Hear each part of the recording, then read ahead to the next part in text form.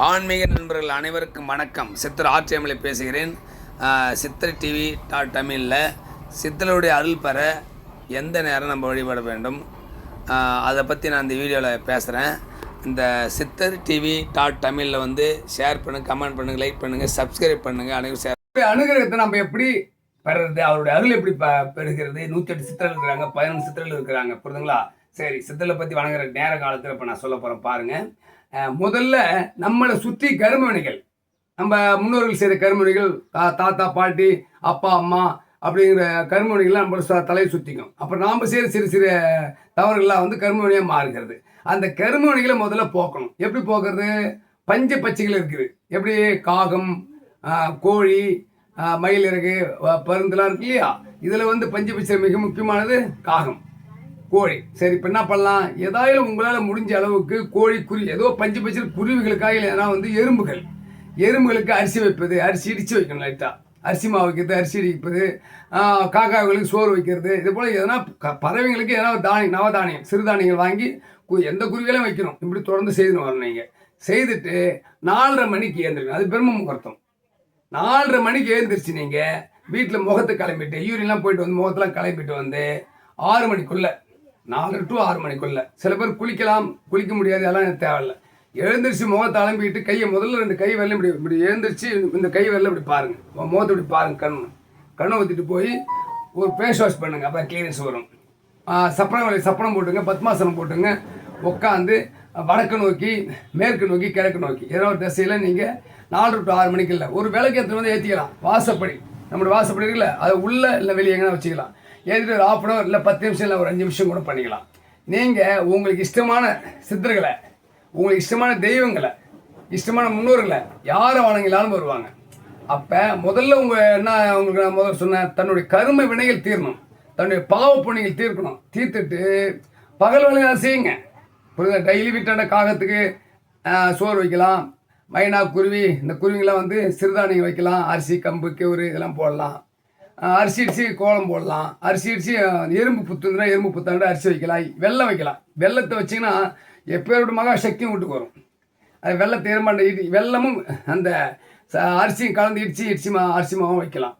இதெல்லாம் செய்யணும். நீங்கள் வரணும். வந்துட்டு தான் 4:30 6 டைமில் எழுந்திரிச்சு நீங்கள் முகத்தை அலம்பிட்டு தெய்வ சாமி பூஜாரிலாம் உட்காந்து தெய்வம் எந்த இடம் இருக்கோ பண்ணலாம், இல்லை பூஜாரியில் பண்ணலாம். யார் எங்கெங்கே இருக்கிறீங்களோ அந்த இடத்துல வந்து சுத்தம் முகத்தை அலம்பிட்டு உட்காந்து தியானம் பண்ணிங்கன்னா கண்டிப்பாக உங்களுக்கு கர்ம வினை குறையும்.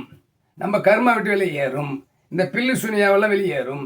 2வது தெய்வ கடாட்சி நம்மளுக்கு வரும். நம்ம குலதெய்வம் நம்ம அனுகிரகம் பண்ணும். அதெல்லாம் வந்தால் தான் நம்ம குலதெய்வமும் நம்ம கர்மவினை தீர்ந்து நம்ம குலதெய்வம் கொஞ்சம் நெருங்கினால்தான் சித்தர்களும் தேவர்களும் முனிவர்களும் ரிஷிகளும் மகான்களும் உங்களை நெருங்கி பார்ப்பார்கள்.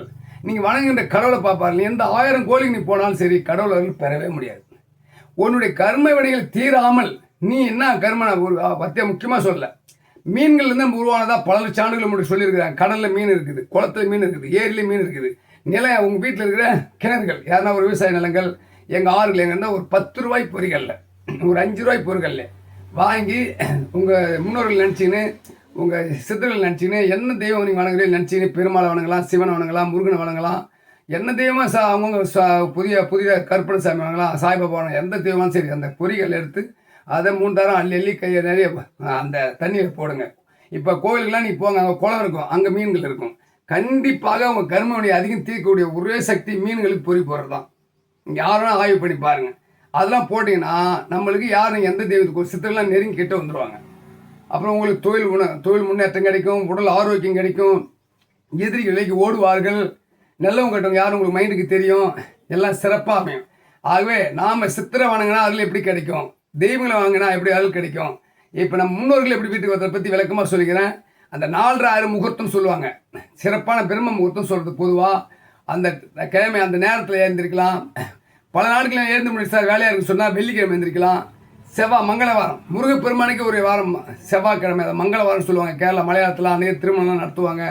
ஆகவே தமிழர்களே, பெரியோர் தலைமுறைகளே அனைவருக்கும் இந்த வீடியோ வந்து இப்போ தான் தொடங்கியிருக்கிற இந்த சித்தர் டிவியை நிறைய சில அரிய விஷயங்கள்லாம் உங்களுக்கு சொல்கிறேன். மந்திரத்தில் சொல்லித்தரேன் உங்களுக்கு. அடுத்த வீடியோவில் பாருங்கள். இந்த வீடியோவை கண்டிப்பாக சப்ஸ்கிரைப் பண்ணி ஷேர் பண்ணுங்கள் எல்லாருக்கும். தயவு செஞ்சு நீங்கள் வந்து இதை கடைப்பிடிச்சிங்கன்னா உங்கள் வீடுகள் சுபிட்சமாக இருக்கும், உங்களுக்கு திருமண தடவை நீங்கிடும். ஆண்கள் பெண்கள் நல்ல கல்வி அறிவு வரும், படிக்கலாம், வீடு முன்னேற்றம் வரும், வீடு கட்டலாம், வண்டி வாகனம் வாங்கலாம், எல்லாமே செய்யலாம். ஆனால் இதெல்லாம் இது செய்யாமல் நீங்கள் மாநில நினச்சி போய் ஒரு கோயிலில் போய் மாலையை போட்டேன், நெய் ஊற்றி விளக்கு ஏற்றினேன், கற்பூரம் ஏற்றினேன், தேங்காய் உடச்சுன்னு சொன்னால் எந்த கடவுளும் உதவி செய்ய மாட்டாங்க. எனக்கு 53 வயசுக்கு மேலே ஆகுது. நான் சாமி ஆராய்ச்சியாளர். இப்போ சித்தர் ஆர்டிஎம்ல நான் தான், புரியுதுங்களா? சரி, என்னை பற்றி நான் சொல்லிக்கிறேன். நான் சித்த வைத்தியக்குழி வச்சுக்கிறேன். இது எலும்பு போன் கீழே உடஞ்சிட்டு அதை வைத்தியம் பார்க்குறேன். நர்சரி வச்சுக்கிறேன், ஆர்டிபார் மைட்டுக்கு நர்சரி வச்சுக்கிறேன்.